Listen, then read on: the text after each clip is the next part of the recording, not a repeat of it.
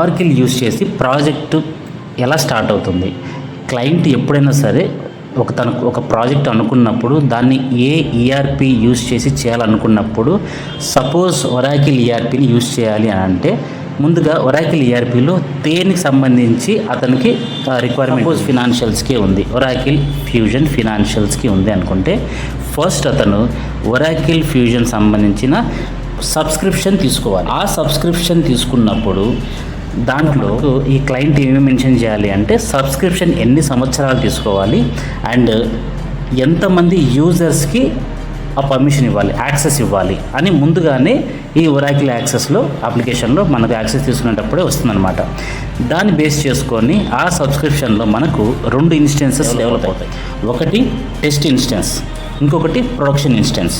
Test instance అంటే internal team ఏది requirement వచ్చినా కూడా యూజర్స్ లెవెల్లో అందరూ ఈ లీడ్స్ కానీ కన్సల్టెంట్స్ కానీ అందరూ కూడా వాళ్ళ వర్క్స్ని వాళ్ళు షేర్ చేసుకొని చెక్ చేసుకొని మానిటర్ చేసుకునే టెస్ట్. ప్రొడక్షన్ అంటే లైవ్లో ఉన్న ఇన్స్టెన్స్, మామూలు గో లైవ్ ప్రాసెస్కు యూజ్ చేసే ఇన్స్టెన్స్ ప్రొడక్షన్ ఇన్స్టెన్స్ అంటారు.